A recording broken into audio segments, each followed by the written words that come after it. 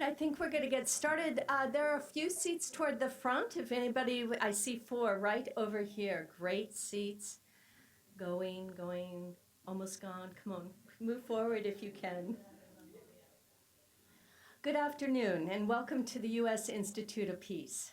My name is Kathleen Keenest, and I am the Senior Gender Advisor of USIP. We are delighted to welcome you all here, both in the audience and in our webcast. And I want to let you know that we will be tweeting this event.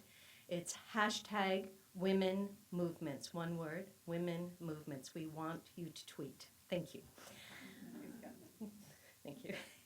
For those of you who are new to USIP, we are an independent national institute founded by the U.S. Congress 32 years ago, October 19th, by the way, and dedicated to the proposition that peace is possible, important intersection of our efforts on both nonviolence and gender.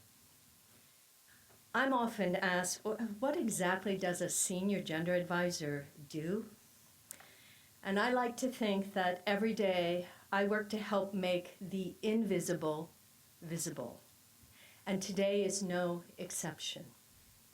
That is to say, gender is not simply about women or men as actors. Gender is about the invisible, dynamic web of power, inequities and arrangements operating between and across a society. It is violence that visualizes those dynamics, and so do intentional acts of nonviolence. To begin visualizing an invisible force is often not very easy.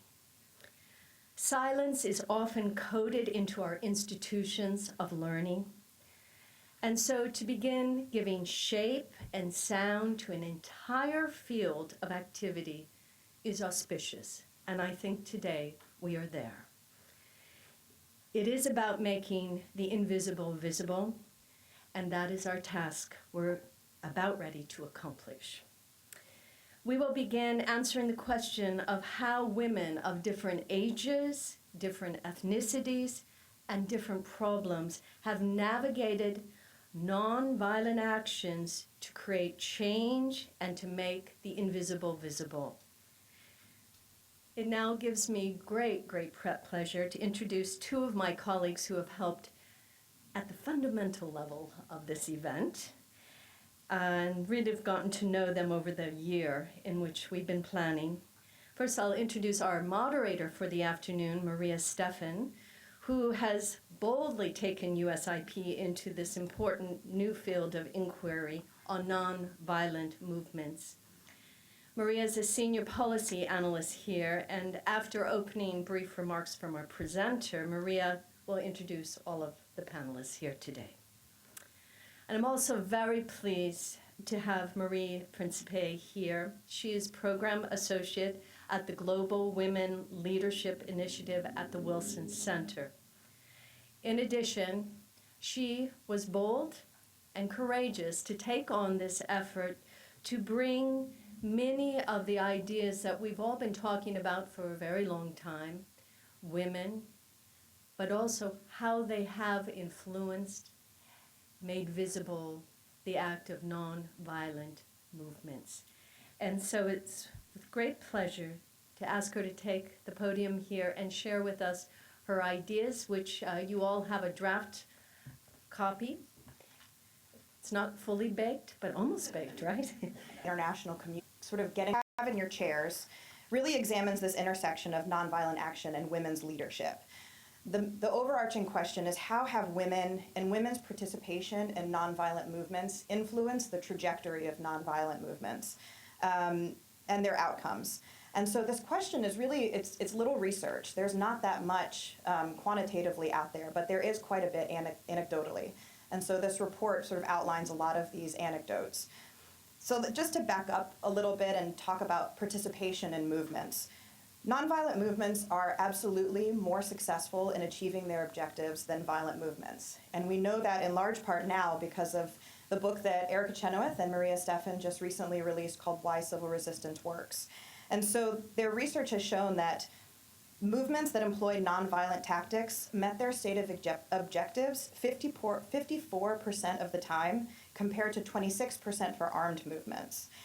And so we know that participation is also critical for nonviolent movements, not only for the sake of involving a lot of different people, but involving a lot of people with diverse backgrounds, diverse skill sets, and diverse networks that they can bring. So in this book, they also looked at 323 violent and nonviolent campaigns from 1900 to 2006. So quite a long time that we're looking at. And within these nonviolent campaigns, they found that they attract 11 times more participation than armed movements do. So women as 50% of the population, if they're being left out of this, not only should we be including women and acknowledging their unique tasks or unique networks and skills and knowledge that they can bring, so that they are strategists, they're organizers, and they can help tactically innovate when it comes to a nonviolent movement. So there are a couple examples that I just want to highlight here that you can read more about. In Egypt in 2011, under the overthrow of Mubarak, Asma Mahfouz is now quite often cited as one of the folks who sparked this movement. And in her YouTube videos, she deliberately used very gendered language to call people to action. She said, quote, "If you think yourself a man, come with me on January 25th. Let him have some honor and manhood. Come and protect me and the other girls in the protest." So she's specifically speaking to these gender dichotomies about women being weak and men being strong. Women need protection and men need to do the protecting. To call these men and unify the Egyptian population in these protests. And so this is just a really fascinating example of intertwining these notions, I think, of masculinity, honor, and there's also a great example, again, in Chile, of engaging in acts of defiance under the guise of performing gender normative roles, which we see a lot. And then also examples of women exploiting notions about how society views them. And so this idea of women as victims, which the way we discuss women as victims a lot of times in political violence, creates a space to pose a moral dilemma to security forces. When there are women that are gathering in a square, security forces are frequently much less likely to open fire than they are on a bunch of men gathering in a space. You see this in Argentina, which is quite interesting. The mothers that gathered in the plaza in the 1970s, as these women were protesting against the disappearance of their sons and their brothers and their husbands, the security forces knew that if there would be backlash if they reacted violently to these much older women also, who sort of had this matronly look about them. And so it's allowed this space. It continued to put pressure on the government, and ultimately it led to a transition. Now there are still challenges that exist because of these inequalities and these gendered norms, and I certainly don't want to minimize those at all. The risk of physical and sexual violence for women is absolutely still an issue. And I don't want to harp on that too much because we want to be positive and speak positively, and I'm sure the panelists will also speak a little bit more about that. And there's also the issue of not getting due credit. And the civil rights movement in the US is a really phenomenal example of this. Women were instrumental in organizing the bus boycotts. Before Rosa Parks refused to get off the bus, there were women's groups all over the South in particular that were organizing for 3 years in advance. And very little do we hear about the role that women have played in the civil rights movement and organizing and leading.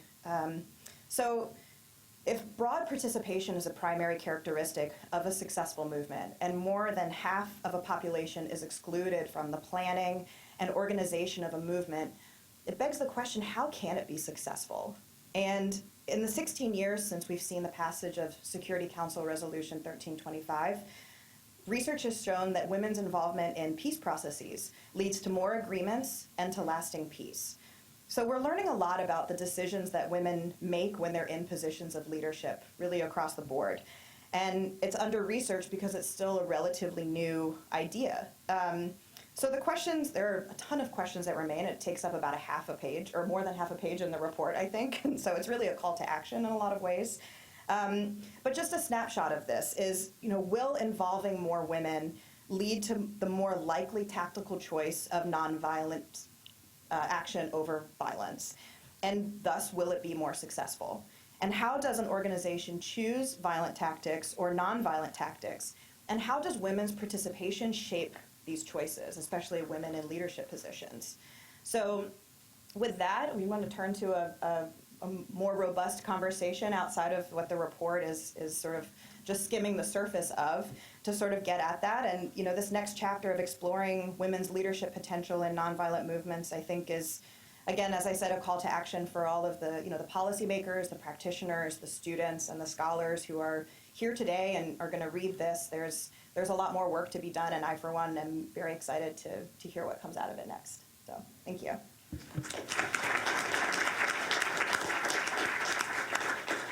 Great. Thanks so much, Maria. That was really excellent. And I'm really thrilled and honored to be the moderator of today's panel. This event has been a long time in coming. As many of you know, we've had a number of public events on various aspects of civil resistance and nonviolent movements over the past couple years. And every single time, the top questions during the Q&A part of these events has to do with women and women's involvement in nonviolent movements. So it was just a matter of time before we sucked it up here and commissioned a special report on the topic of women in nonviolent movements. And Marie did a fantastic job in writing this with the great guidance of Kathleen Keenis as well. It's been a terrific partnership. And I would say, too, Marie is a recent graduate of the Fletcher School of Law and Diplomacy. She wrote her master's thesis under the great Professor Diane Mazarana on the roles played by women in armed insurgencies. So it was perfect to have her come in and do a slight pivot to look at the roles played by women in nonviolent movements and apply some of her perspective, skills, and knowledge to that pursuit. So I think you all are really going to enjoy reading the special report. And before I start today's conversation, and I'll note that we're going to divide the conversation into two parts. We're going to start a conversation with Elsa Marie da Silva and Julia Bacha, and then we're going to take some questions from you all at sort of the halfway part of this, and then we're going to hear from the other panelists before we have a second batch of questions so that you're able to participate throughout today's event. But before we get into the conversation, I just wanted to talk a little bit for a couple minutes about some exciting new research that's being done on this topic of women in nonviolent movements, some quantitative research that's being done incidentally by my co-collaborator and co-conspirator, Erica Chenoweth, who's a professor at the Koppell School at the University of Denver. So Erica, right now, many of you know Erica Chenoweth. She and I co-wrote the book, Why Civil Resistance Works, a few years ago. So she is co-leading a project right now to collect and analyze data about how women are involved in strategic levels in armed and unarmed movements. So she's looking at the scope, intensity, and effects of women's involvements in over 400 mass movements around the world between 1900 and 2014. And the goal of this project, which I think you'll agree is pretty cool, is to test whether movements that have a high level of participation and voluntary involvement by women are more peaceful and more successful than those that don't. And moreover, the project is trying to evaluate whether women's sustained involvement in movements affects gender equality and inclusion once the conflict is over. So great study that'll be coming out. And her colleague, Marie Berry, who's another professor at the Koppell School, is collecting data on women's tactical involvement in nonviolent campaigns. So she's looking at the microdynamics of women's involvement in forms of nonviolent action, using user-generated photos from the Egyptian Revolution, for example, to take a look at, is the positioning of women in demonstrations impacting the level of repression that's used, the trajectories and the outcomes of these campaigns. So two amazing quantitative studies being done, which is a very nice complement to the qualitative work that we've begun to do here at USIP.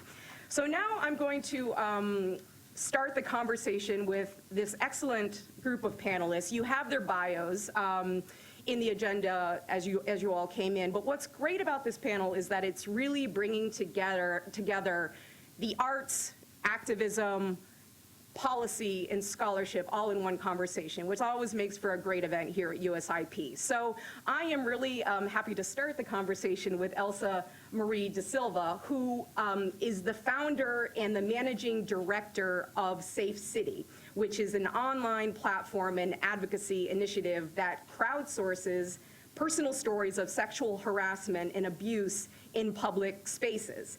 Elsa Marie is a former aviator, incidentally, and the recipient of many global awards, including being named an Aspen New Voices Fellow and a Vital Voices Lead Fellow. And we actually have some great colleagues from Vital Voices here in the audience today. So Elsa Marie, to start us off, in your previous life, you were an aviator. So how can you share with us the story of how you went from that type of work to launching Safe City, which has brought men and women together to use on and offline mobilization to address gender-based violence? Thank you, Maria. Good afternoon, everyone. It's really a pleasure to be here. So 2012 was a landmark year for me. It was a time when the airline that I was working with was going through a financial downturn, and ultimately it shut. But at that point in time, I was already looking at what do I do next. And after having been in corporate for 20 years, I was kind of fed up, and I knew I had reached my glass ceiling in aviation in India, and I thought that I wanted to do something exciting, something completely different, where I would improve the lives of women and children. But I didn't know how or what I wanted to do. And in 2012, I was selected to attend the Swedish Institute Management Program, which was focused on CSR, corporate social responsibility and sustainability in business. And that really gave me a wide perspective of what was happening in the world and how people were using, especially technology, to change or address many of the social issues.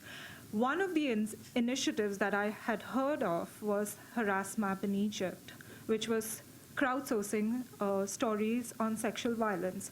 And at the time, I thought to myself, yes, we need that in India.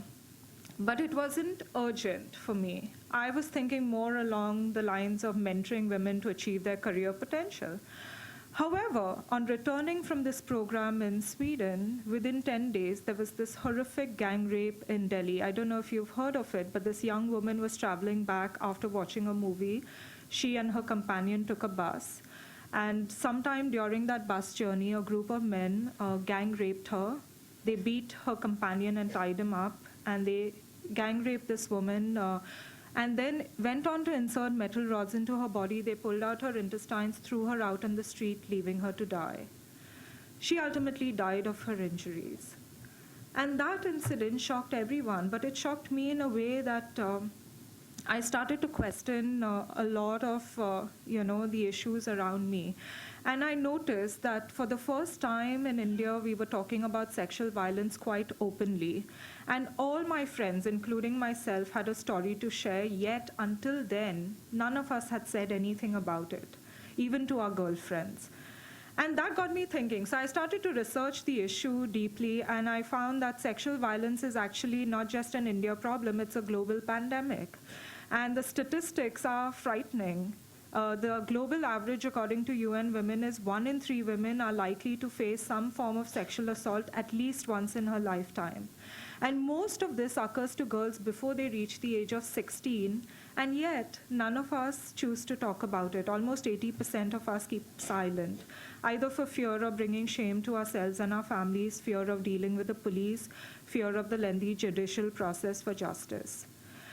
And because it's this underreporting and undercommunication of the issue has led to a situation where the issue has become kind of invisible. The official statistics do not reflect the true nature and size of the problem. And if something is undocumented, in my opinion, it didn't happen. And if it didn't happen, there's really no urgency on the part of the authorities to find solutions. So I said, we have to do something. I have to do something about it. And that's when I said, we need to start this crowd map in India to give women and girls a chance to share their personal experiences of sexual violence in public spaces. And all this information is collected and collated as location-based trends, visualized on a map as hotspots. And the aim is to highlight these areas that could be comfort zones of the perpetrators.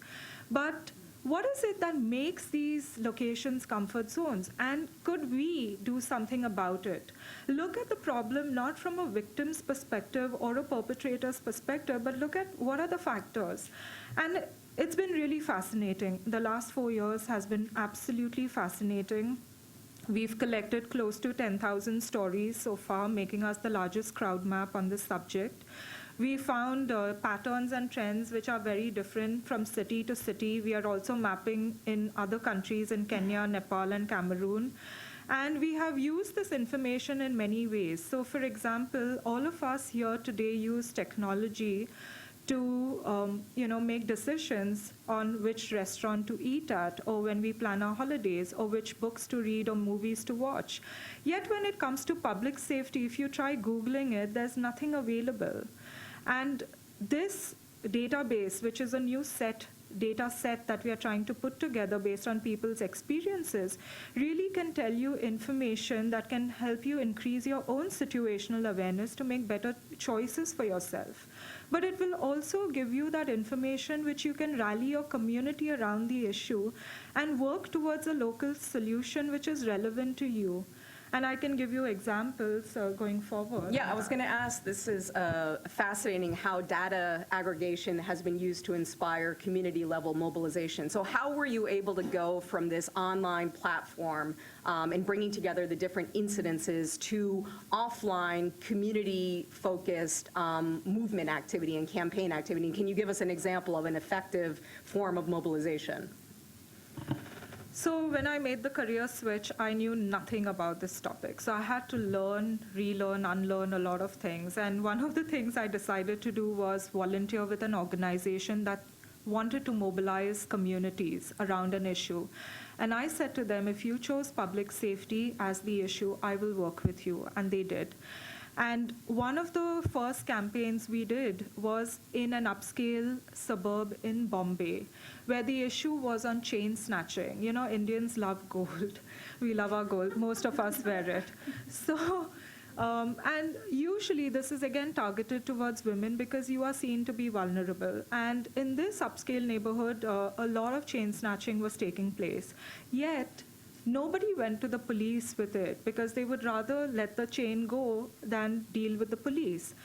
But we collected these incidences and we had over 150 interviews with women, and we then invited the public to an information fair at the local park.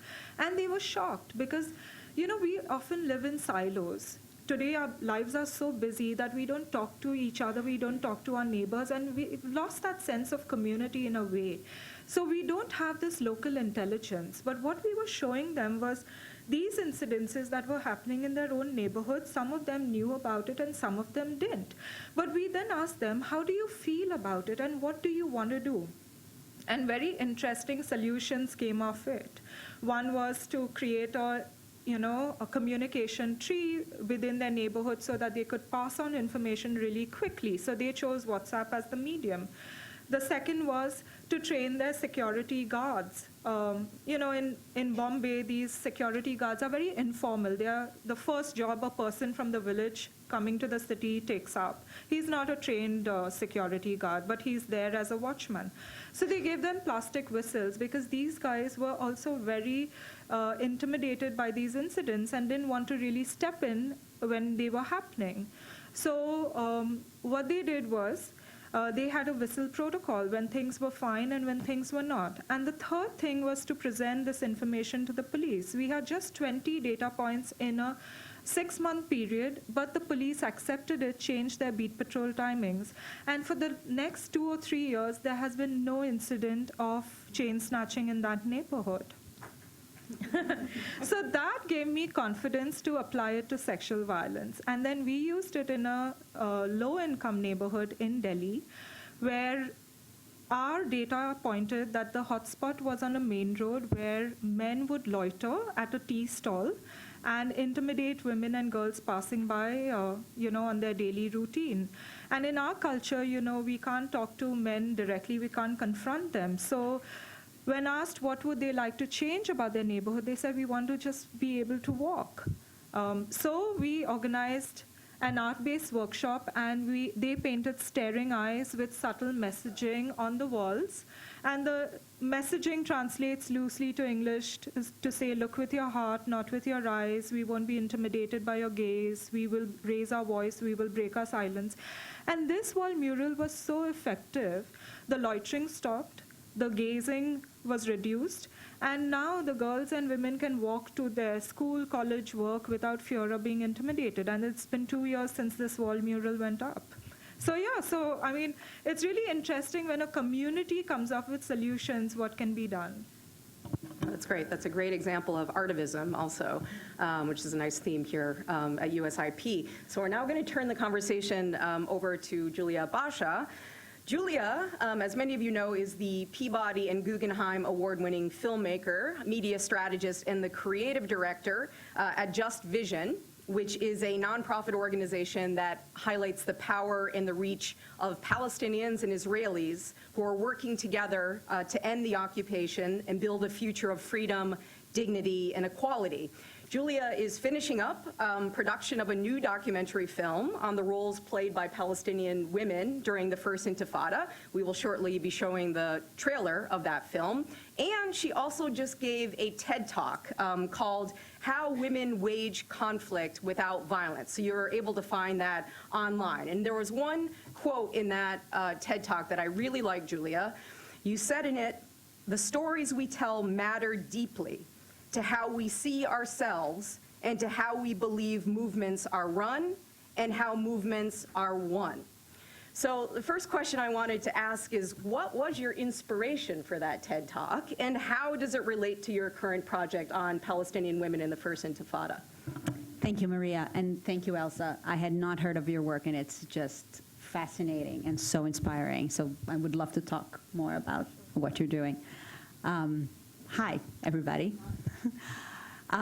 It's really exciting to be here at this stage. I've been with my team at Just Vision working on this film project for 4 years now. And when we started making this film, we did not actually know at the time that it would become a film about the Palestinian women. We wanted to make a film about the First Intifada. This was a period that happened starting in '87 and running until '92.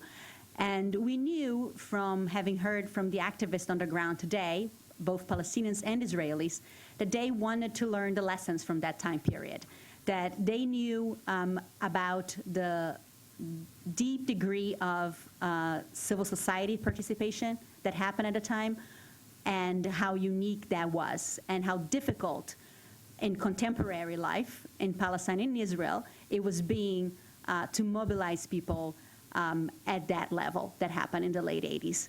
And we kept hearing this. I've been working now telling stories from the region for 12 years, and for 12 years I've been hearing from the activists on the ground, please bring those stories to us.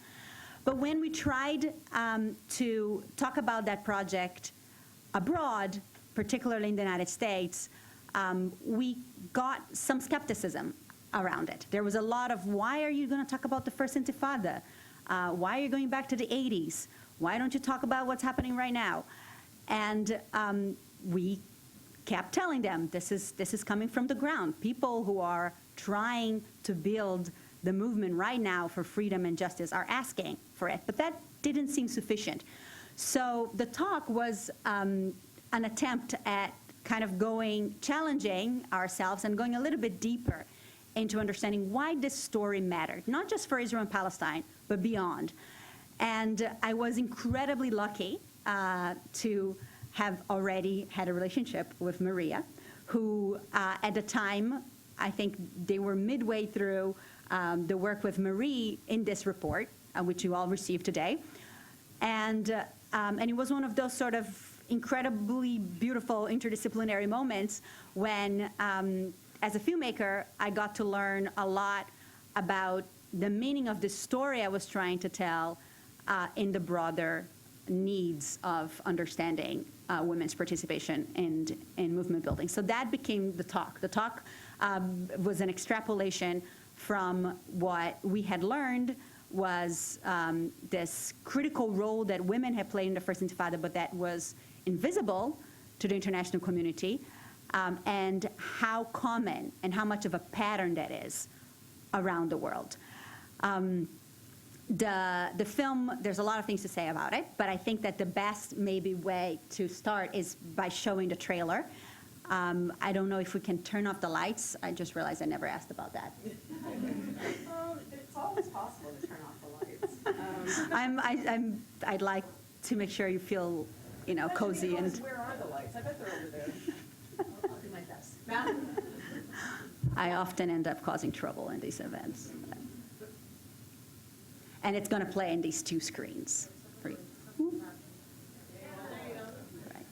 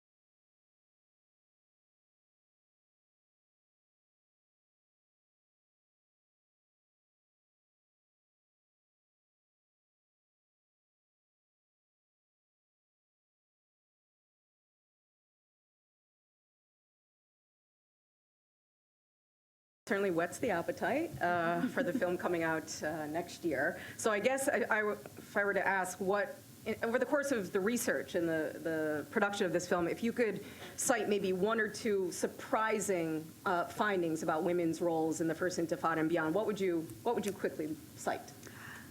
So I think I have three. Oh dear. But I will be very quick. I think the first one is that going in, we were aware that the first 18 months of the Intifada were recognized as the most disciplined in terms of maintaining civil disobedience and nonviolent resistance.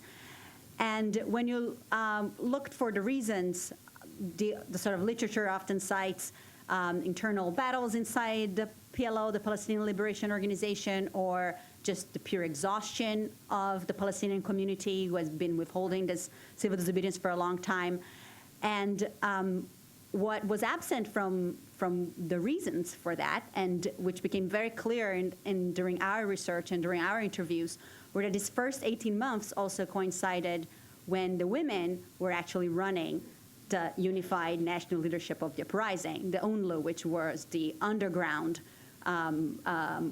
mobilizing mechanism, the people who were actually writing the leaflets that you saw on the trailer and telling the population what the actions should be, and were actually leading the neighborhood committees across Gaza and the West Bank and putting these actions in place. The second thing is that the women didn't end up in these positions of power coincidentally. There was an intentional organizing that happened in the late 70s and early 80s to start preparing women to take leadership positions and to organize at various levels of the community. So during that time, the 4 different parties that made up the PLO, which was the Democratic Front, the Popular Front, Fatah, and the Communist, were generally led by men. There were women who were very active, and these women created separate all-women bodies affiliated with each of these political parties that started going outside of the urban centers where women tended to be more active and into the rural areas, into the refugee camps, and providing, at first asking, what do you need? So instead of sort of the old model that had been true until then of charity giving, they started going and asking, what do you need? What are the needs of the women across the territories? And in the process of responding to that need, they created these very well-rounded, skilled women who were ready to then be mobilized when the First Intifada broke out. So the women body associated with the DFLP, the Democratic Front, for example, went from, in 1 year, they started with 25 women. In 1 year, they had 3,000 women. And by the time the Intifada broke out, there were 10,000 women with deep relationships of trust that were skilled to get organized. And the third and last point, very quickly, is that for the women who were active at the time, the goal of women's liberation and equality in Palestinian society was as important as the goal of national liberation.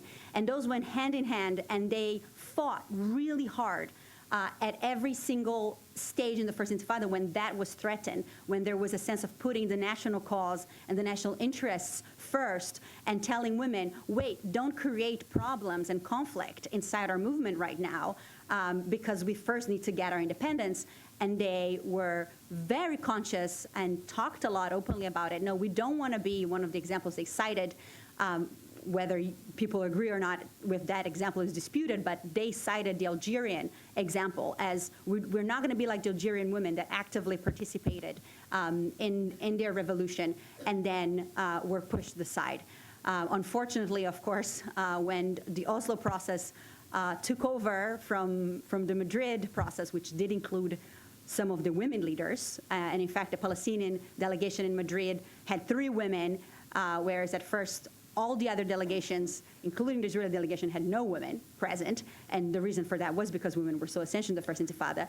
When Oslo took over from Madrid, then a process started taking place in that moment that pushed the women to the side. And a lot of these women actually, during that time, left their political parties because they felt that the men, particularly the men who were coming from Tunisia, returning as part of the formation of the Palestinian Authority, did not give the women their due, and they lost political power. And unfortunately, I think we see the consequences of that today.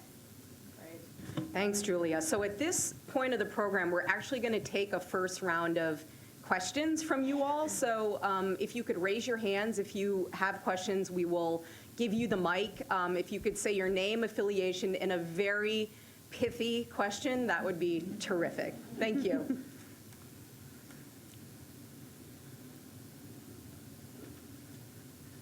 Elsa, on the data, how did you accumulate the data that's the input? I didn't understand where that came from and how you know that that's not skewed by whatever anomalies. So the data is crowdsourced. It comes every time we are featured in the press. We get a spurt of data from that particular city where the report, where the article is published. But apart from that, we work with a lot of partner organizations on the ground. So we reach out to the communities and we actually get women to report if they're willing to. We integrate it in our workshops, in our campaigns. We are very active on social media. Almost every second day I get an email from somebody, but those are not public space experiences. Those probably would be domestic violence, which we don't put on the crowd map. We have a missed call facility for those who don't have internet access. So they give us a call, it gets disconnected, we call them back, so they don't even have to pay for the call. So we have multiple ways for people to report, and but a lot of them come through the communities that we work in. When you work with crowdsourced data, we don't verify it, so we look at the dominant trend. We are not working on an individual case. We're looking at a general trend and pattern and then trying to find a solution for that. So, and I spoke at a panel last year with police officers, and I was the only non-police person there. And they mentioned in that panel that they were already scanning my website for trends.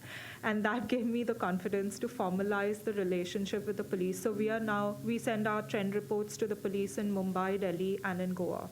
And to give you an example, this came to my attention just last week.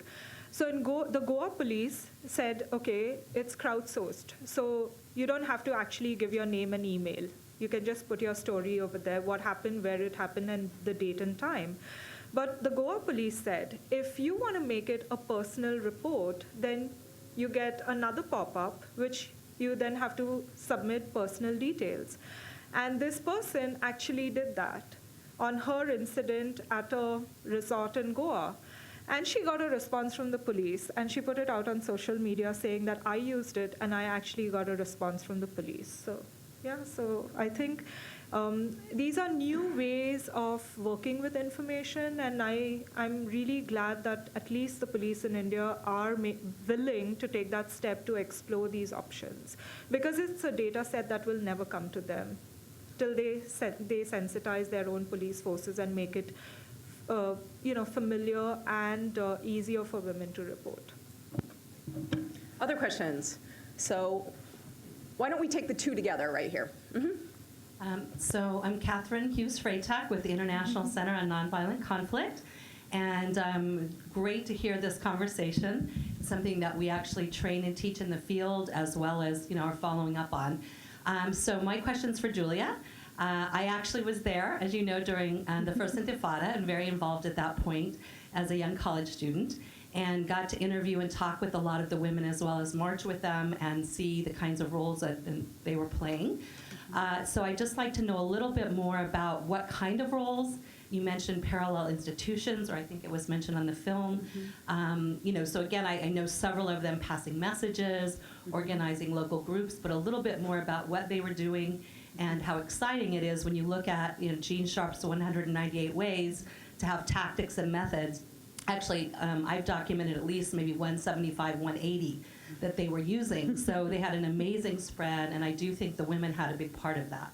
So yeah, so great film. We'll look forward to seeing it when it's done. Great, thanks, Catherine. We'll just take one more. Yeah. Hi, I'm Sharon Kodak, and I have a question for Elsa. Elsa, when you mentioned the kind of simple solutions that you all came up with, the art, police, basically capturing everyone's story, getting, whistles for policemen. First of all, usually when people think about addressing a situation of, violence or harassment, they think of kind of military or militant type solutions. And was it difficult for the crowdsourcing and for the women and everyone who were trying to find solutions? Was it difficult for them to come up with these kind of simple and peaceful solutions? Thank you. So the biggest challenge is actually getting someone to share her story. That is the most painful part of it. But once you get the information and you present it, and we present it not only to women but also to men, we generally have a mixed audience. And it's fascinating because often they always think of these incidents as personal, that it's only happening to me and I was the cause of it. But when you see it happening to many people, suddenly, you're liberated in your mind and you can look at the issue dispassionately and now say, okay, what is it that we want to do? And I think that is when, whether you're a man or you're a woman, you actually want to do something about it. So I think that was never the challenge. The challenge is actually getting the data. But when we used art outside a college in Bombay, a girls' college, where they decided to message the walls, but also put the legislation indicating which of these are the crime. And we had a lot of men stop and thank us and say, oh, we didn't know that this was a crime. Now you can pretend that yes, they didn't know. But I do believe that when you have something in the public domain, whether it is information or whether it is art, can you then ignore it? And can you say that I was not aware of it? It does put you on the spot, and then you have to behave in appropriate manner, right? So I think the solutions are very interesting because they come up with it very creatively. They place it in creative places. So, like the other one that we had was in Delhi outside a toilet complex. In low-income communities, they may not have toilets in their homes, so they use public toilets, and that usually is a hotspot for women. It comes up all the time in our data. And this one community decided to use the same strategy we used in Bombay, where they used the messaging and the legislation. And outside that toilet complex, the young men had put a couch and would sit over there and intimidate the women and girls using the toilets. And they invited them to join the campaign. Rather than ignore them or shun them, they said, why don't you come and see what we are doing? And within a week, the couch was out of there. The young men are now advocating with other young men, telling them what is appropriate and not appropriate. So I think it's also about creating spaces for conversation, especially in cultures like ours, where men and women don't really have that opportunity to talk to each other on topics like this. So it's about conversations, about safe spaces, about information, and then let the community decide. Great. Julia, do you want to take the first question? Of course. So the thing that I think tends to be hard often when I start talking in international communities who are not yet familiar with what the First Intifada looked like is that there's been a very strong association with the word intifada, meaning violence. So you hear First Intifada and you think about, at least stone throwing and probably more violence than that. And as Catherine was pointing out, when you actually look at the activities, the vast majority of activities that were taking place during this period, they actually are very aligned with Jane Sharp's methods, and the whole list, almost the entire list, was applied at the time. And that is something that is actually agreed with by the Israeli army. The Israeli army at the time, if you look at their quantification of what were the activities like during that period, their data says that 93%, I think, or 97% of the activities during the First Intifada were unarmed. And these activities included things like mobilizing an entire new sector of institutions to take care of life. So this was before the Palestinian Authority existed, which now takes care of some basic social services and municipal, providings. And so it was more of a straightforward colonial regime where the Israeli civil authority governed every aspect of the population, the policing and the hospitals and the schools. And that created a very strong level of control of the Palestinian population. And what the Palestinian population did at the time was that it withdrew consent. And by withdrawing consent, they created this entire new set of institutions, new schools, which were held secretly, because if they were found, there was actually a law that was instituted by the Israeli army in response to this, that if someone was found with more than 3 kids in their class teaching, they could get 10 years in prison. Similarly, victory gardens, as they were called at the time, where in order to boycott Israeli products and start creating your own economic viability as a country, hopefully eventually was the goal, if you were caught planting tomatoes and other kinds of vegetables, you could also get 10 years in prison. And so the measurements were actually very harsh against all these different institutions. The method of communicating what they should do, victory gardens, underground schools, were these leaflets, which became a very useful tool for spreading the message. The women were the primary ones who would send it across the West Bank and Gaza because they were, because of issues of gender, less likely to be harassed by the army.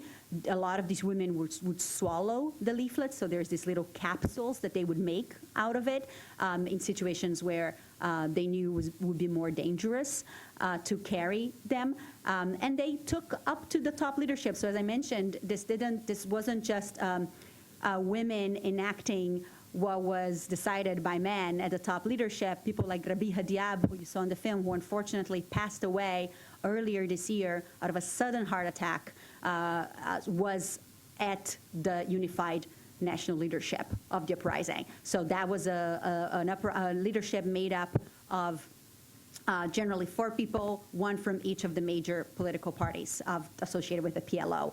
And when the men were arrested very early in the Intifada, that created also a lot of opportunities for the women to rise up and show what they could do. Great. We're going to take 2 more quick questions, and then we're going to ask the panelists to offer 1-minute answers to them, and then we're going to move on to the second part of the program. Please. Sorry, guys. It looks like we're taking more questions from the side of the aisle than down. Oh, dear. All right. My name is Muth El-Sufai from the State Department. I have a question for Ms. Julia Bacha. I mean, not to mention that I'm very admired with the work of Ms. De Silva there.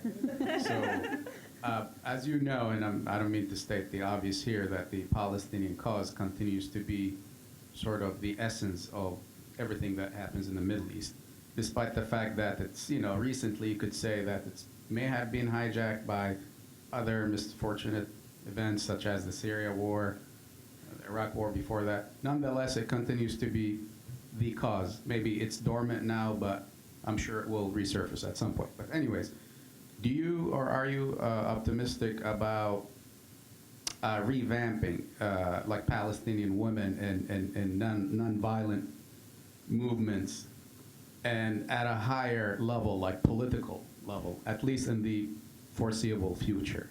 Are you optimistic? Sure. Okay. Let's just take 1 more, and then I'm we'll sorry. have for both of you. So maybe one here. From this side, right? Yeah. I guess I'm not going to stand because I'm right here. Hi, my name is Samira. I'm a junior at the George Washington University. And my question is if one or both of you would like to talk about the role of religion you've seen playing in your work and in nonviolent peace movements in general. Thanks. 2 excellent questions, and you're going to address them in 1 minute each. All right. Yeah. So you probably, all of these women passed really quickly in the trailer, but Zahira Kamal is one of the women highlighted. She was the leader of the women body associated with the DFLP, the Democratic Front at the time. And as I mentioned, many of the women left these parties after the Oslo Accords and the Palestinian Authority was formed, because they weren't given the proper place in the political structure, and they disagreed with a lot of the decisions that the men were making. But she was part of creating another political party called FIDA, which she heads right now. She's the general secretary of this political party, and I believe it's one of the few, if there is any, it's like a major political party, and she's a woman who heads it, and that's pretty rare in the Arab world today. And so I do think that Palestinian women have had a history and continue to have a history of actually a lot of political engagement. There is no question that that has gone down historically. So the first intifada was a height, and one of the reasons was because these political parties actually were associated with left-wing ideologies. So this was still, you still have a communist party, for example. A lot of these people actually got their training in organizing in Eastern Europe, and then they came back, and so it was a time when there was still Cold War dynamics playing in that region, and the First Intifada was a time that simultaneously to this women's liberation movement, there was also a backlash, and probably, these things play off one another, and it was the time when Hamas actually emerged. And Hamas was founded in Gaza as a political movement. Until then, it was more of a social, charitable organization, and this women actually had to fight very hard to maintaining some of their ability to remain in the public sphere. I know personally and have documented a lot of incredible women in contemporary times. One of my prior films is called Budrus, and it talks about a Palestinian village in the West Bank that resists, using nonviolent resistance, the construction of the separation barrier, which was going to basically make it so that this community entirely had to leave where they've been living for centuries. And one of the leaders of this movement was a young woman called Iltizam Murar. And talking about religions to fit that in, this is a religious observant community. Iltizam Murar herself is also observant, and I think that there is a very wide spectrum of the role that, in my experience, that religion plays. Religion can play an incredibly powerful and positive role in community organizing, and it can also be a very negative role in it, and so I've seen both of them play out. Elsa, did you have a quick additional response? So we are a country with many religions, and religion can be limiting for women in their own ways. I mean, every religion has its downside. But we use religion to mobilize communities. So whether it's a Christian or a Catholic church, we mobilize them. Around Hindu festivals, we mobilize women, and so also for the Muslim women and girls. And one interesting example was in Kibera in Nairobi. One of the hotspots was outside a mosque, where the young boys would intimidate the girls going to school. And they got the imam involved, and he started preaching about this to his audience, and the loitering and the commenting and staring and groping over there stopped. So I think you can use religion to your benefit. Religion is very powerful. And people come together also because of religion.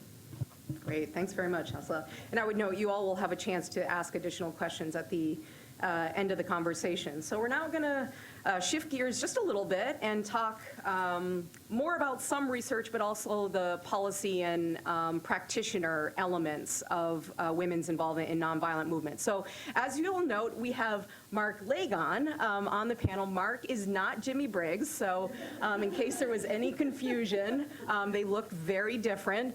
But anyway, Jimmy wrote to us this morning to say that he was not able to come from New York because he has a terrible flu. So we hope Jimmy gets better, but unfortunately he was not able to participate today. But fortunately, we have Mark Lagon, who, in addition to being a colleague and a mentor of mine, is also a friend and someone I admire very much for his work on human rights and democracy.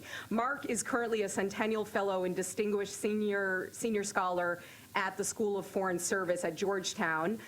He's the former president of Freedom House and is, importantly for this conversation, the co-author of a forthcoming article in the current issue of World Affairs Journal called Women in Global Freedom. So great timing, great topic, Mark. So you've just written this article on how women are promoting freedom around the world. What did you find about the roles that women are playing in advancing economic and political empowerment of women and also of marginalized groups in different societies? Thanks, and it's a pleasure to join you all today in this wonderful array of thinkers. With my colleague Rebecca Hughes at Georgetown, we wanted to look at different ways that women can in fact advance both the interest of women, other marginalized groups, and of civil society in general. And our case studies range from the U.S.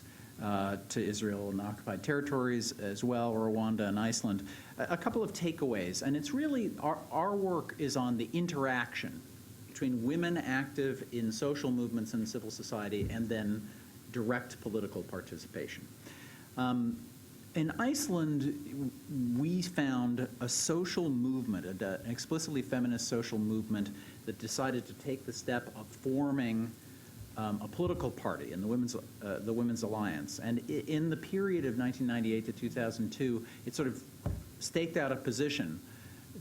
Don't pursue this intensive maximalist privatization of banks and other institutions. And then they reaped support of legitimacy after the financial meltdown of 2008 and used that opportunity in increasing numbers in power flowing out of a social movement to implement social policies helpful, including parental leave for both men and women. And then they took a further movement, making alliance with a social movement of women within multiple Nordic countries to put in place a model to deal with sexual exploitation and sex trafficking, a model shaped by women and advocated by women, in particular, in which pimps or traffickers should be punished, something that doesn't happen too often in many countries, including in the United States, the buyers being punished, but those who are in the sex trade, the prostituted people, not being punished. Interesting case of interaction. As far as Rwanda goes, as a case, it's of course rather unique.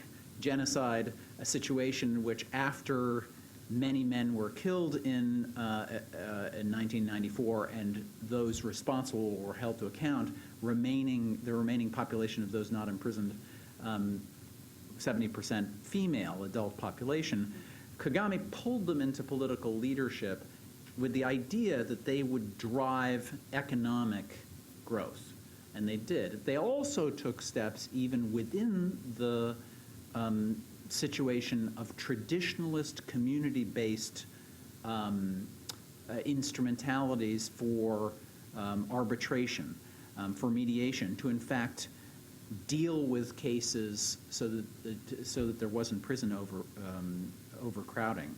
But the question that arises from this kind of special case of Rwanda is, one, could women have had that kind of impact if it weren't A, for the demographic situation, or B, for a strong man, Kagame, pushing for this?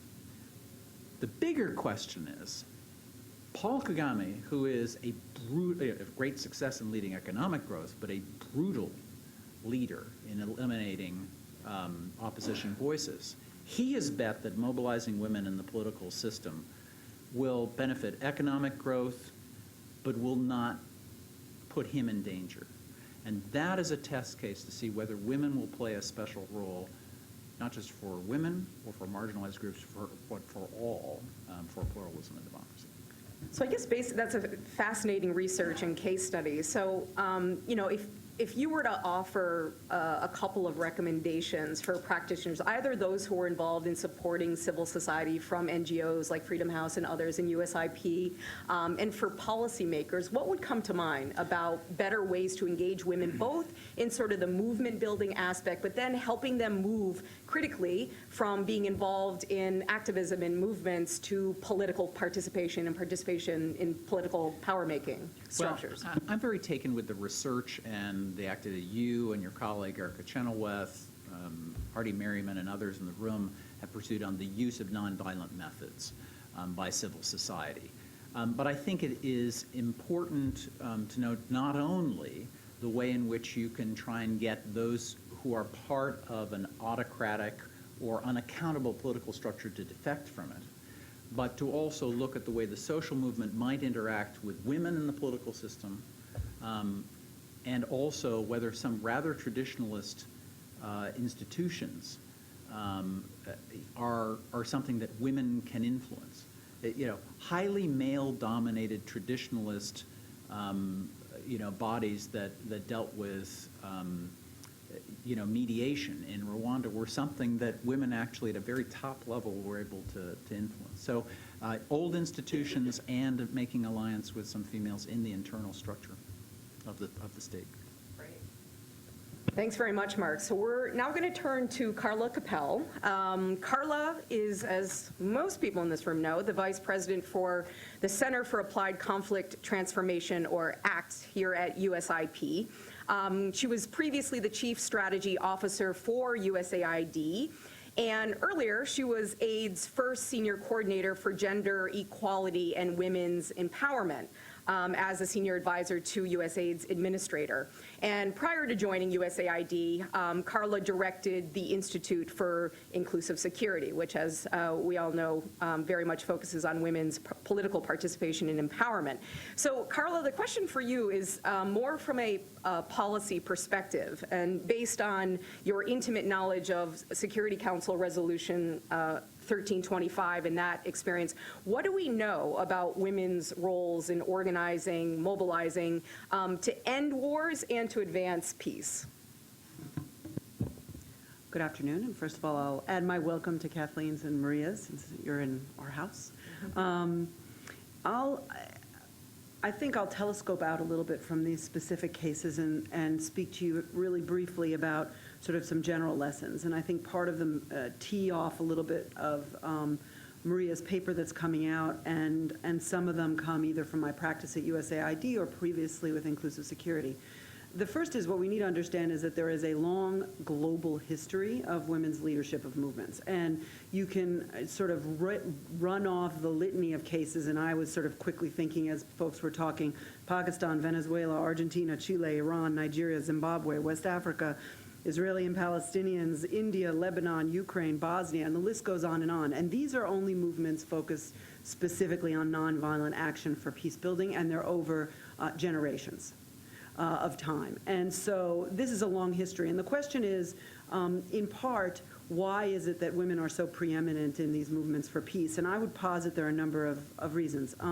One is that what you see universally is a willingness of women to cross conflict lines, and that they are working across these conflict lines in virtually all of these circumstances. And Naila, we did not set this up, but Naila, who's somebody I've worked with for a long time in Palestine, has an equally robust work across conflict lines with Israeli nonviolent female activists working for peace. And she's just one example from any of the countries we talk about, including Rwanda and elsewhere.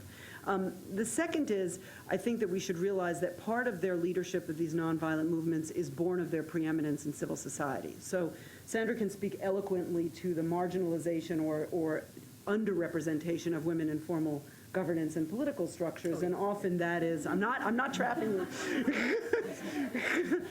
but often that is accompanied by an incredible dominance within civil society. And if you look in places like Eurasia, where there's 80-90% of civil society organizations are led by women, you see a natural toggling to women leading these movements within non-governmental organizations.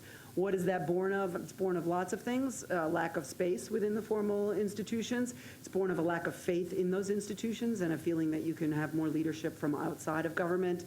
Born of greater flexibility often in civil society organizations to balance family and career. So there are lots of things that play into that, but I think it's important to notice that. I think additionally, there is a great hesitancy among women to move to violence. And it doesn't mean that women can't be violent, and it doesn't mean that there aren't women who are active in violent movements, but there is a general hesitancy to move in that direction. And often these nonviolent movements are actually a conflict prevention or conflict avoidance strategy that they are using to try to move for change and to find another path forward. And that's really an important lens through which they're looking at it.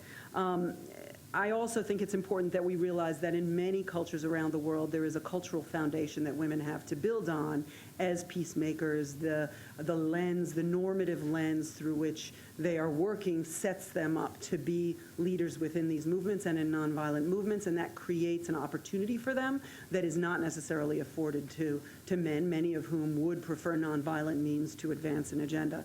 And then I think the last, and this is more in the realm of the policy environment at USAID, and what we saw was that the incredible opportunity that exists that we're not leveraging to tap into those attitudes and those skills finds itself manifest when you do motivate them in, for example, the incredible role that some of these nonviolent activists can play as mediators. And so you see a growth in programs that take nonviolent activism and then pivot it towards a mediation function, particularly at local, communitarian, and subnational levels, which we have an enormous opportunity to build on. So those are some of the lessons that I think emerge from the implementation of the U.S. National Action Plan on 1325 and some of the research and practice that's been undertaken over the last 10 to 15 years. That's great. If you were to hone in on a couple of shortcomings in the policy community, like what we could be doing better, more effectively, what would you say? So I think that the simple answer sort of pivots from the end of my first comment, which is how do we leverage both these movements and these individual leaders within these movements to take better advantage of that skill set and those accomplishments. And the simple answer is to say, oh, well, we need to involve more women in peace processes writ large.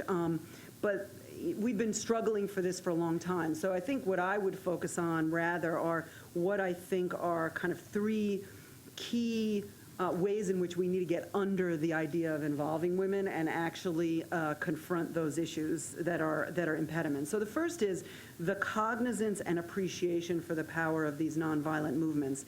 And I'll sort of tell a small anecdote related to each of these. During the early stages of the Iraq War, there was a very successful mobilization of women for women's rights. There had been a rollback of women's rights in Iraq, where it had been quite advanced, actually, the situation of women, and the personal status law was being rolled back.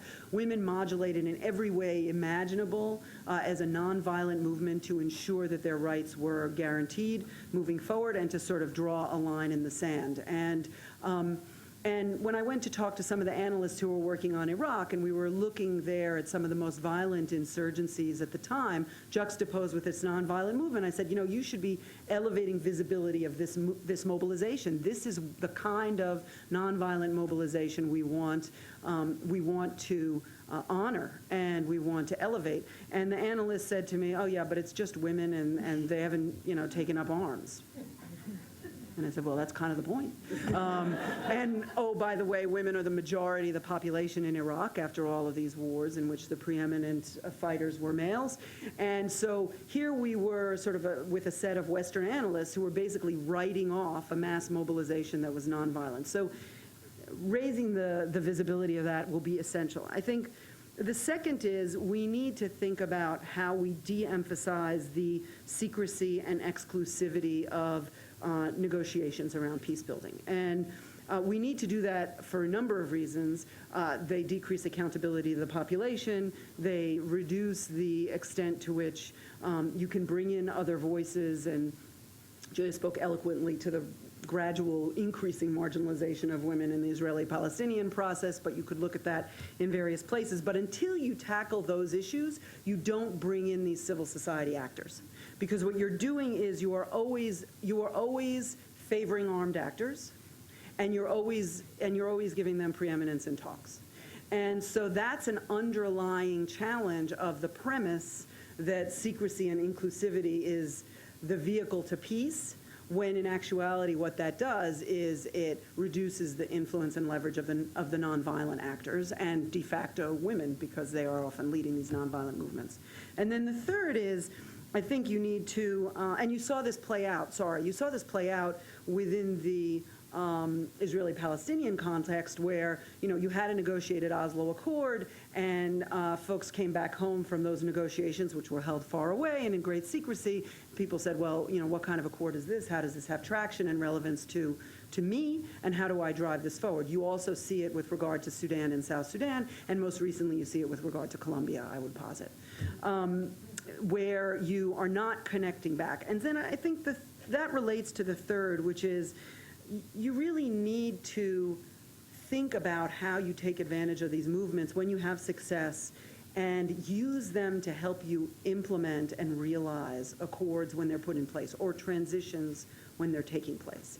And I was involved, for example, in Uganda when there were the negotiations going on with the Lord's Resistance Army, and there was a discussion about how do discussions and very secretive negotiations with CONI how are they brought back to the people of Uganda?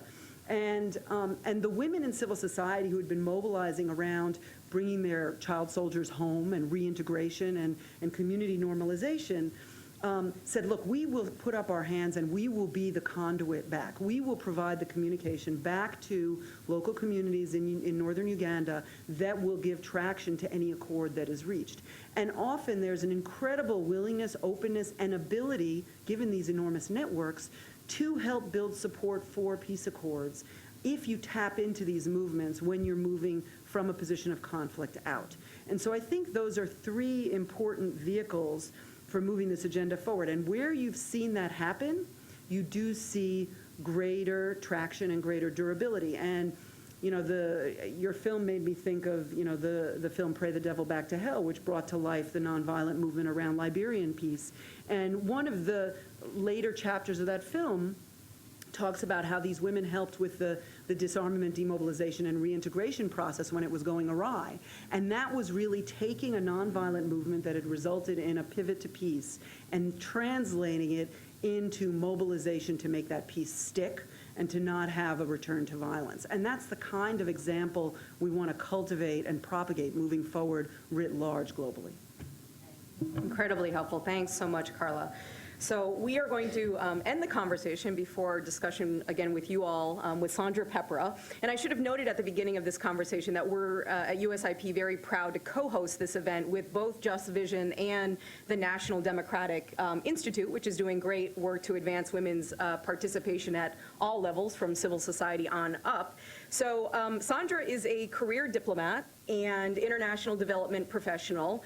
Before joining NDI as its director for Gender, Women, and Democracy in 2014, she spent 13 years as a senior officer at the United Kingdom's Department for International Development, or DFID.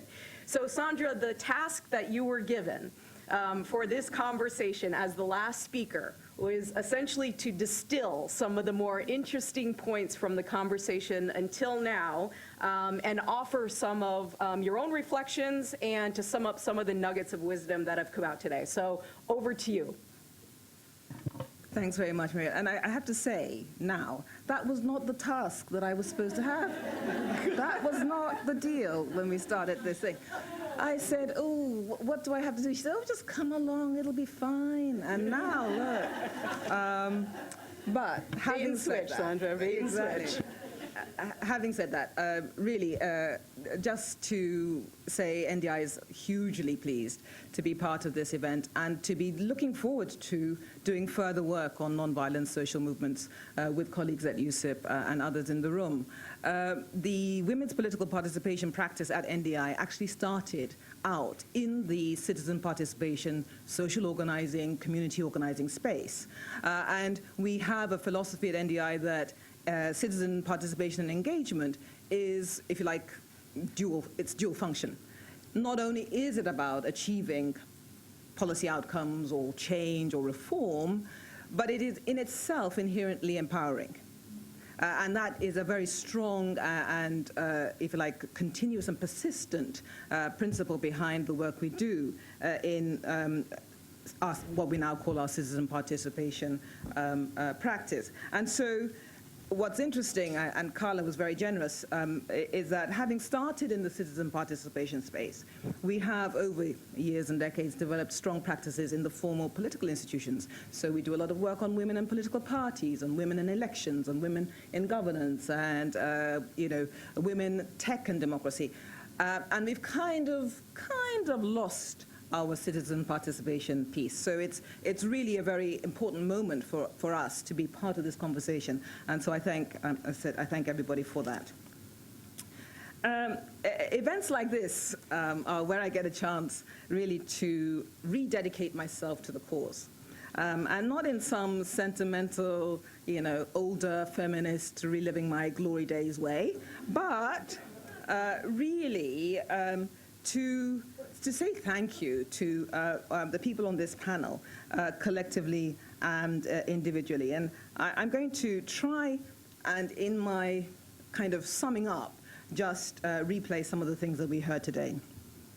So to Marie, first, thank you for proving again that there is hard research to be done and being done on women in hard areas of our human endeavor.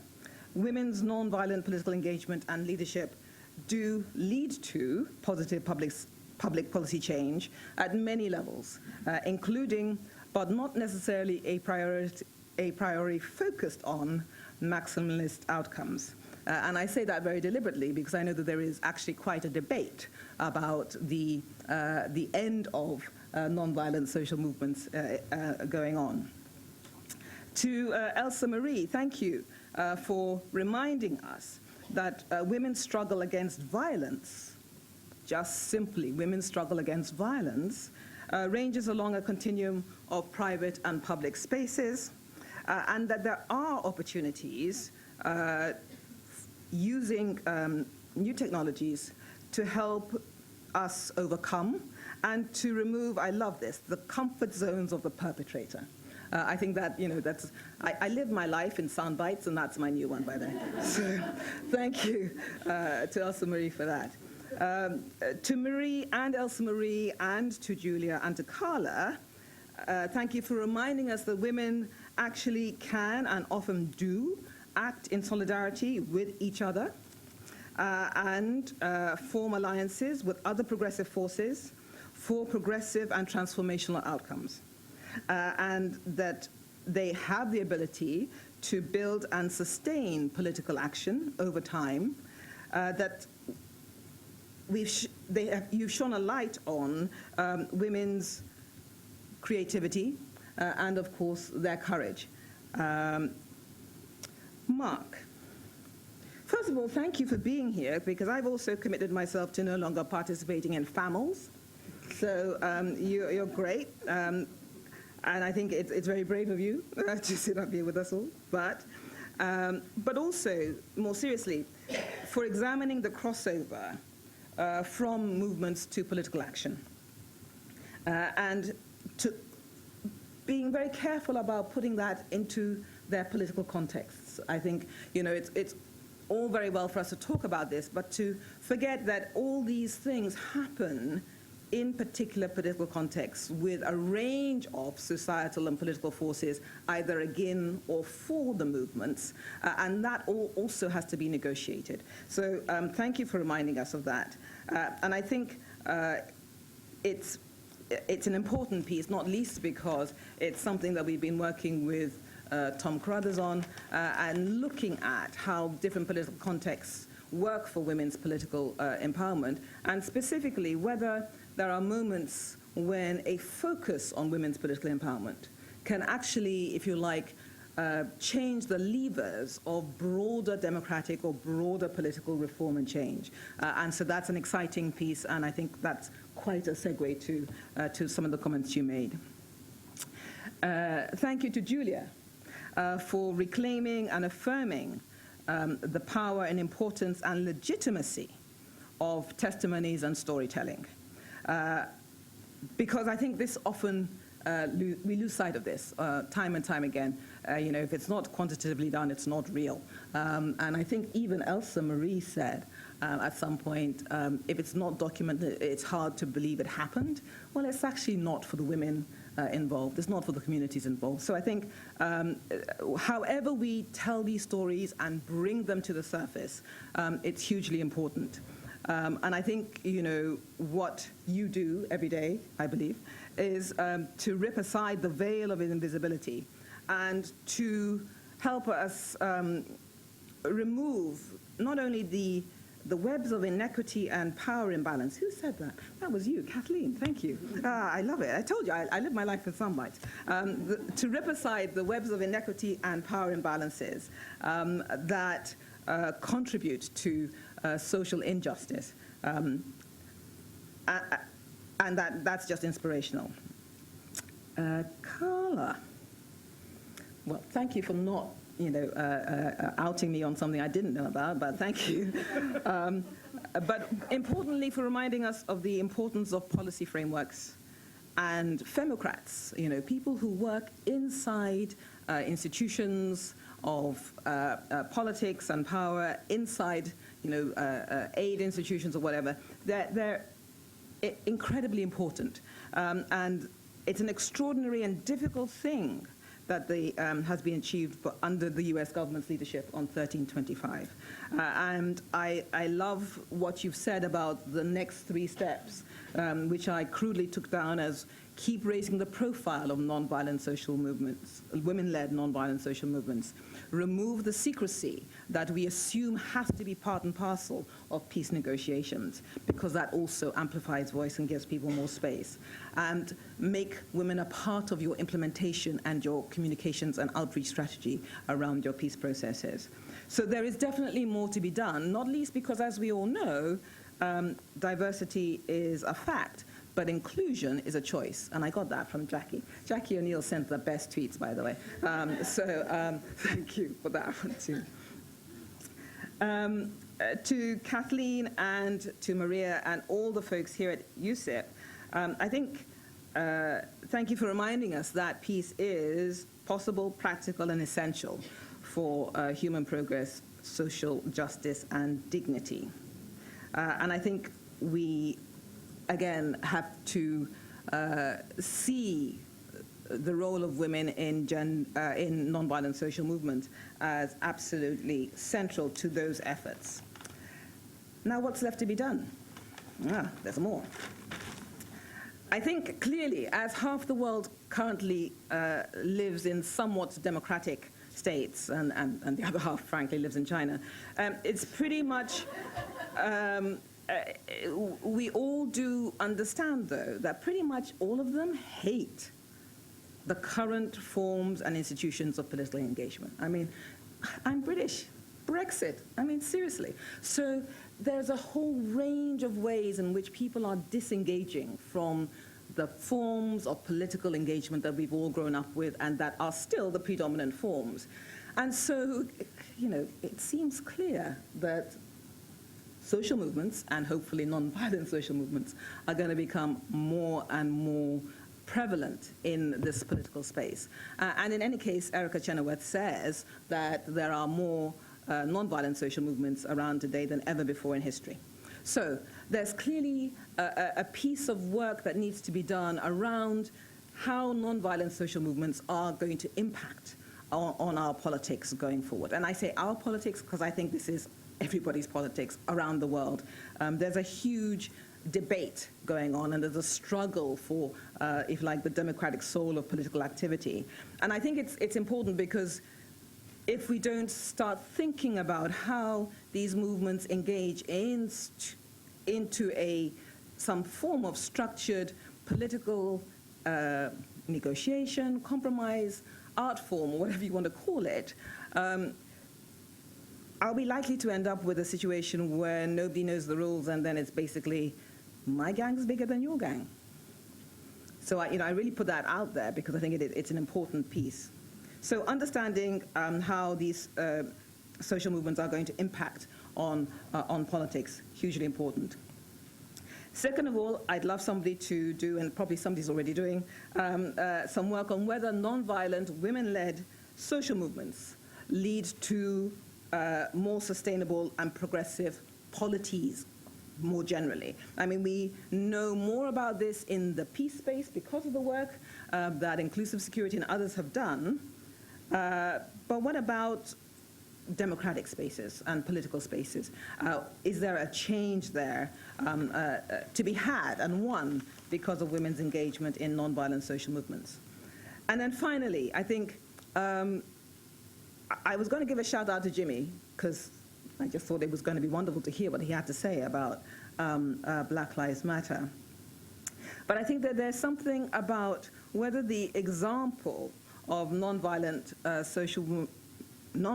women-led political action has any impact in changing the gender norms underpinning broader societal dynamics around discrimination and violence. I think, again, Carla, you touched on this in one of your comments. You mentioned women's hesitancy to move to violence. If there are increasing numbers of non-violent social movements, might that have an impact on all our propensities to violence over time? So having run on way longer than I intended to, but just because I was absolutely inspired and energized. Thank you very much. Thank you to Mariah. I hope I've done what you wanted me to do. Oh, Sandra, that was fantastic. See, now you know why I asked you to do that. That was a terrific summary. And so now we have in the remaining 15, 20 minutes, we're turning it over to you. So Kathleen and Marie, if you can sort of turn your chairs around as well and come up here. Apparently, for health reasons, we can't bring you on stage because you may, fall off. So just turn and if folks can, again, same rule, identify yourself and ask a brief question. If you'd like to target it, hopefully you can target it to a particular panelist, and we'll go from there. So, first round. Yes, sir. Just wait for the mic to come. Hello, Garrett Clark from International Center for Religion and Diplomacy. Elsa, I was wondering, I had a question on your project. I was wondering if you received any blowback from some of the community with some of the things that you're doing. And, for example, maybe there's a specific area where, women don't want to go, and that prevents some store person from getting business in that area. And so I wanted to know if that's happening and how you're able to deal with that and help them realize that that's also their problem as well. Okay, let's take a couple more. We'll do these in sort of waves. Let's alternate because we've been told we're discriminating against the left side. I guess I'm Hi, my name's Lauren with the Embassy of Australia. I have a sort of a more general question about how you think that the efforts and the energy that we've talked about today, how that could be lent to stabilization and reconstruction efforts in Iraq and Syria in particular. Great question. In the back. Hi, my name is Elsa Middleton-Detzner. I'm an independent consultant in the field of civil resistance and peace building, conflict resolution. I was wondering, actually, this is a question for you, Maria. I'm wondering if you could just share a few examples of the ways in which women's participation in nonviolent movements really creates a new strategic advantage. And I would open that to anybody, but I'm going to direct it to you. And I think that's because, I think from looking at 1325, we can see how women's involvement in the transitions and the peace processes really brings an added value. And I think that's part of what the report was trying to do in terms of looking at nonviolent movements, too, is to say it's not just about including women in movements. It's actually that they're bringing some strategic advantages to those movements. So I wonder for the audience if you could highlight what a couple of those examples might be. Thank you. Okay, we'll start with those. So Elsa, blowback, was there any? Then the question of stabilization, reconstruction, what is the relevance of this topic and this women's involvement in movements for that in Syria and Iraq? Folks can decide who's going to answer that one. And then for Marie, how women's roles in movements increases their strategic efficacy. So we've had a few incidences where, yes, the community has pushed back.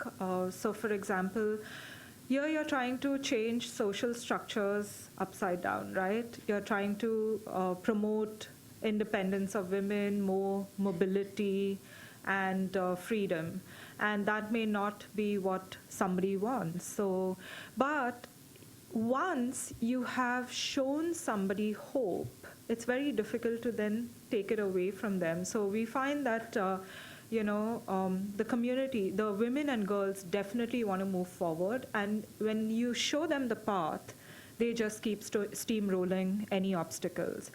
The second is, in the light of having information and data, it's very difficult to dispute that. So, for example, one of the communities invited the police. And they said, we are very concerned about all these incidents taking place. And the police officer actually said, well, we don't have any statistics at our police station. And they had taken physical copies of all these reports and presented them. And there were about 200 of these reports. And he had to make a public retraction of his statement, where he said, well, we now have to look at it. So it's very difficult for anybody to dispute the data. And I do believe that there will be tension, but if you create spaces for dialogue where men are made to understand how women feel, and they now have a role to play, either they are with them or not, I guess most of the times they choose to participate in the positive way. So overall, I would say that we've had a very great response and very few of these negative issues. But going forward, we always have to keep in mind that you have to tread carefully, because you are upsetting social structures, and it is a power game at the end of the day. Okay, maybe Carla on Iraq, Syria, reconstruction and stabilization, the relevance of women's movements. Sure. So I think that women are currently incredibly important in both Iraq and Syria. Iraqi women, most recently I was meeting with an activist for the Yazidi community, so shining a spotlight on the plight of certain communities, but they're active in reconstruction. I've worked with Syrian women who have been engaged in all kinds of action on the ground, whether that's through local coordinating committees that are striving to keep communities, towns, villages functioning despite the violence and the bloodshed. But there also are examples of movements to, for example, mediate between extremists and locals, to have them move out of schools so that schools can continue operating, to keep bakeries open, because the existence of bakeries is absolutely critical to keeping communities in Syria continuing to function and to operate. And there are women leading the negotiations around humanitarian access corridors on a daily basis. The challenge is, as we see from this entire discussion, increasing the visibility of those efforts and telling that story, so that there's really an awareness that in a lot of these circumstances, it is the women who are obviously victims of the conflict, but who are also keeping communities together and having real-time negotiations with violent actors to hold up those communities and maintain their integrity. Okay. Did anyone else have a point on that one, or? Okay. So Marie, over to you about what is the strategic, Lauren will bring you what is the strategic value add of women's involvement in movements? Well, that's a big one. And I invite others to add on to this as well. So I think that one of the things, sort of piggybacking off of what Carla mentioned, I think Syria is a really interesting example of this, because women have been, being able to sort of fly under the radar. Women in Syria have been sort of traveling around and helping to document human rights abuses, for example. And so as a result of that, they're sort of being able to add to this, and Syria, of course, is a difficult example for a lot of different reasons. But it's raising this visibility and providing, I don't know how organized the movement is in general, but at least this is a strategy of being able to walk around and have a little bit more, at least qualitative and anecdotal sort of storytelling about what is going on when it comes to these human rights abuses, and feeding that into the international community more so. And so as a result of a lot of these sort of pieces moving together in Syria actually, for the first time, there was a formal women's advisory board to a UN envoy because of this. So I think, sort of putting together this initial piece of women being able to do something that men aren't able to do because they're underestimated, and then resulting in, for the first time, there being, a female representation when it comes to the UN envoy, I think is sort of an example that highlights that. I don't know if that completely gets to the question, so if anybody else wants to add on that. Also, that's the first thing that came to mind for me, at least. I mean, I think I wanted to second that. I think that tends to be often a very common advantage, and I would be interested in thinking actually about what happens when that advantage is over, right? Because I think that you're no longer under radar and you're no longer underestimated, because we're all saying we want more women to participate, we want to engage women in nonviolent movements. So that's going to eventually probably then lead, let's say, the oppressor to no longer think that the women, crossing the checkpoint, let's say, in the case of Israel and Palestine, carrying the leaflet is less likely to be up to trouble than the man. And so what happens at that point, or questions of honor, right? So also in the village of Budrus, as I mentioned earlier, there was a very strong women's contingent, and they were very successful at first because, so they were the first ones to jump in front of the bulldozer, and particularly this girl, Elsa Zamora, who was 15-year-old. The bulldozer was uprooting an olive tree. She jumped in the hole in front of the bulldozer stopped, and the entire community then said, oh my God, we can do this, we can stop the bulldozer. And now that she could sneak through because the soldiers were less likely to attack her, because if they attacked her and put their hands all over her, then the men were gonna get angry. And what the Israeli army then responded with was by actually sending a bunch of Israeli women soldiers, because they then could actually hold it. So I think just the dynamics that play out as this develops and would be interesting to look at. I'd just like to add, the whole area of work here is not only informed by peace building, literature and experience, and democracy and human rights experience, but feminism. And I think we have a tendency for pendulum swings, but one brand of feminist made the observation, and I think it was useful in inspiring 1325 in the area of research that Carla has been involved in and been involved in as a practitioner, that women have special things to offer. And of course, at its most simplified, it's just, well, we all know that women are better at building coalition and coalitions and forming consensus than men, or they have special qualities, and then you end up making a generalization about 50% of the world. And then there's another kind of feminist who, denies making any observations about something special about women. And I think there needs to be a slight pendulum swing back to look at some of those qualities without being a maximalist form of the former. I wanted to just add two quick points. One is we see exactly this scenario that Julia's talking about in Sudan, South Sudan, where sort of first you saw women kind of flying under the radar screen, not as recognized, and Jackie and I can speak to personal experience, and how they could mobilize. And then gradually, if you raise attention to them, there's not the space for them to operate as flexibly as they were when people were saying, oh, they're just women. And so the dynamic shifts, and the levers need to change accordingly. I do think there's two questions. I mean, what is it that women can give to these nonviolent movements? And then I think it's what do women-led movements give to formal processes? And I think those are somewhat different. And there's often a quality of information that women can provide because they move in different spaces and they do different things, and they're in certain places at different times of day.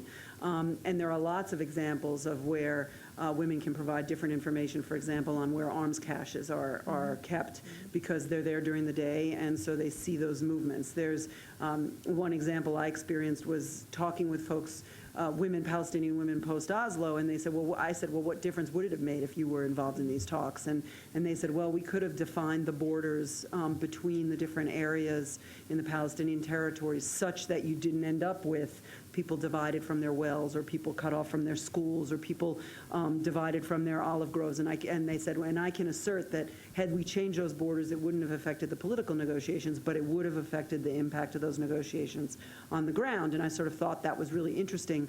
but anecdotal until I talked with somebody on the Israeli side who had been involved in those talks. And I said, this is what I'm told by these Palestinian women in civil society. What do you say? And he said, they're absolutely right. Had we brought them into the conversation, we would have avoided a lot of strife on the ground at no cost to the political negotiation. So that kind of information is incredibly valuable and important, and it just comes of living your life differently. And we can all think about it in our personal lives. How do men and women, girls and boys, where do they go that is different, and what information does that provide? That's great. And just to know, again, that was when I mentioned Erica, the Chenoweth's research, she'll be able to address quantitatively exactly these questions of the impact of women's involvement in movements, both in the effectiveness of the movement itself and then the longer-term political impact. So last round of questions. Okay. Well, let's try to do like 4, and we'll diversify. So middle here, because we like to show our love of the men in the room. Thank you. Hi, I'm Josh McLeader with USAID.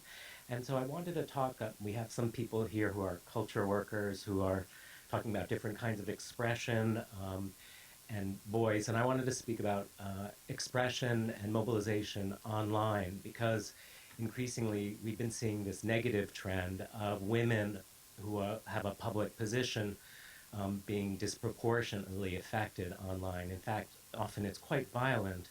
And this has a huge potential to suppress women's involvement in movements. And I'm thinking ahead of like what this is going to look like in the future, as increasingly we live our lives online, and younger people are living their lives online, and movements are emerging online. And so I'm curious about your observations, but also if you have some positive observations to see how that's being addressed and turned around, how that equation is being turned around. Thanks.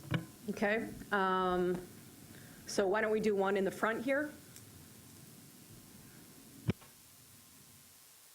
Hi, thank you so much. My name is Aram, and I'm a Pakistani filmmaker. Huge fan of your TED Talk.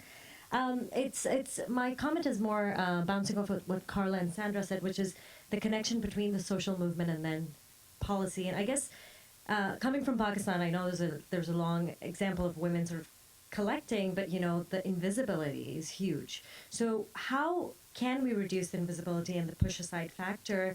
And more specifically, in the short term, I mean, long term it would be education, and female-male education. But in the short term, does economics and does finance play a role in terms of the power of women?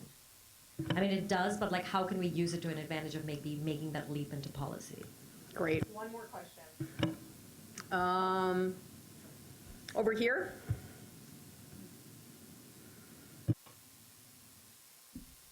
Thank you. Hi, my name is Khadija, and I'm a senior at Georgetown. I have a question about the internal dynamics of women in movements. And so I'm curious if anyone in their experience with social movements around the globe have encountered a situation when women's involvement, and specifically women's leadership, has been met with backlash from the greater social movement space.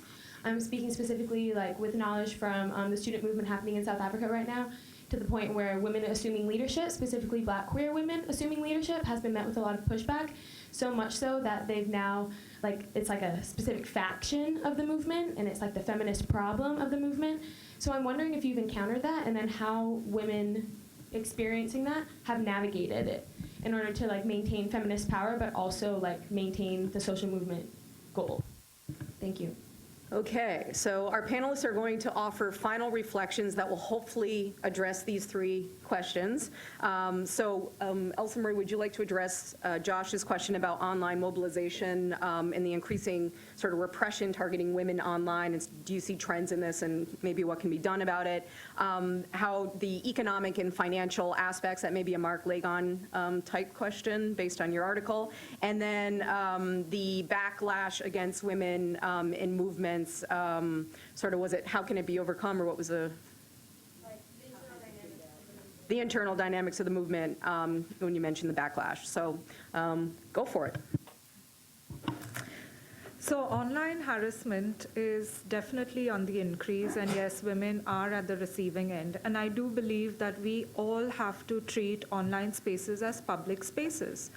And just like in the physical world, we have strong laws and legislation, and what we all know what's appropriate and not.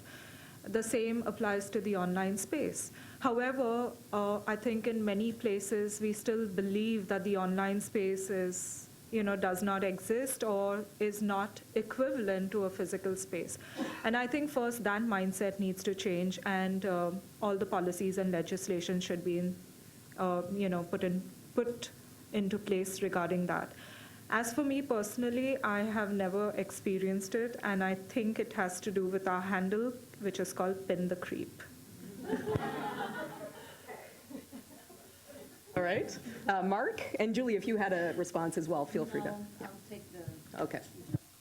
Just two things on the internet and the vulnerability of women targeted.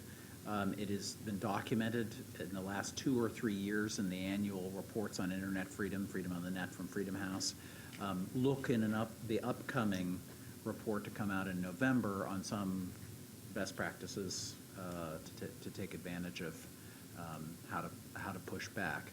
I'm myself taken with the backlash phenomenon, and in fact traveled to South Africa to visit Freedom House's operation there not long ago. I think this is an interesting part of the larger issue of civil society space being squeezed.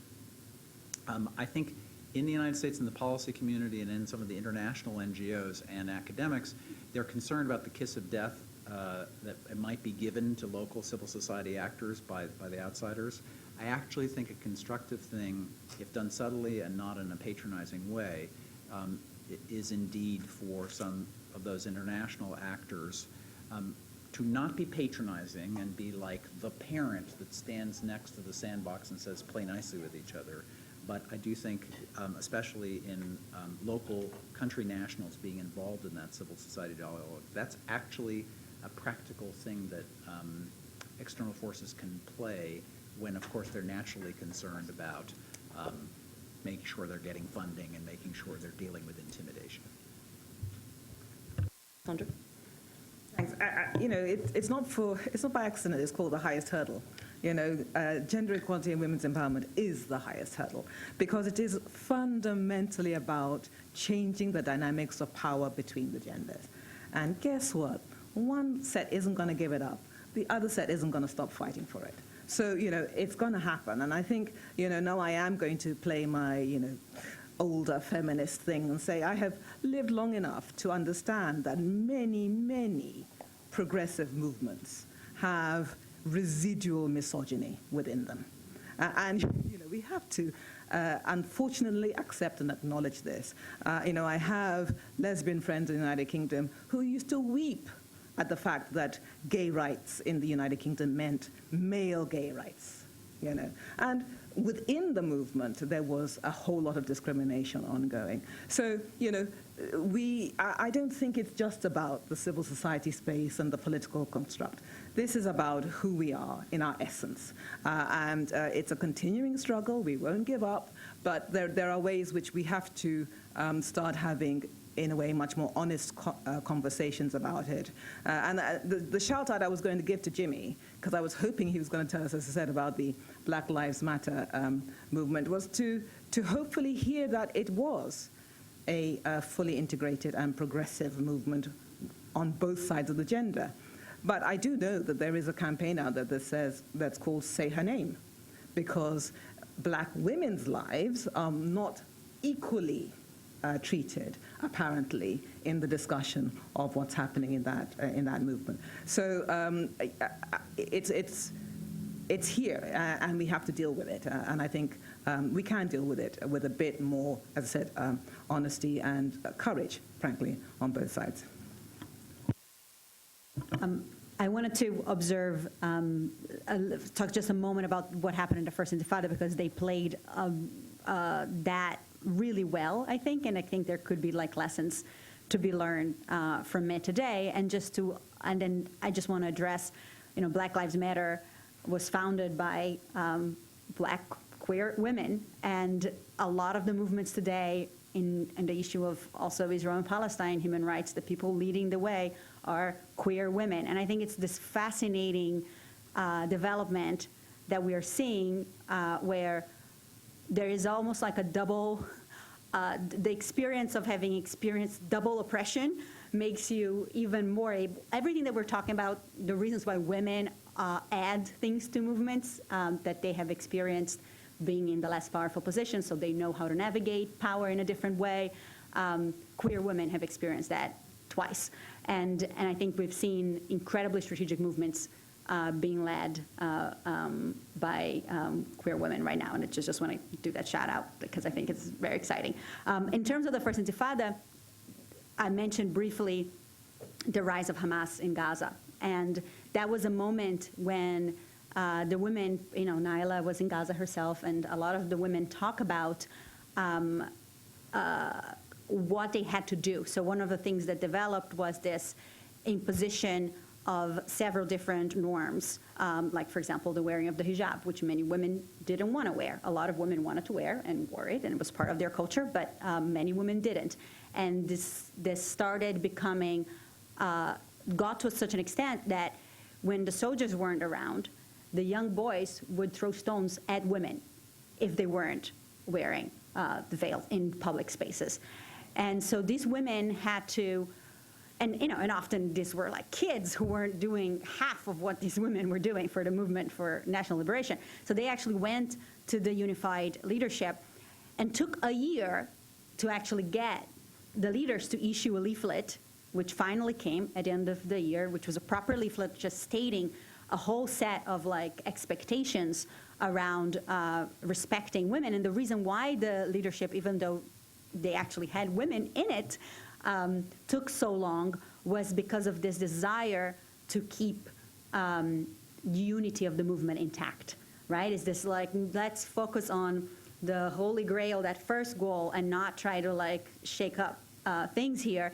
And what they learned was that that year that it took them to make that statement at last caused significant harm to the movement on the long term.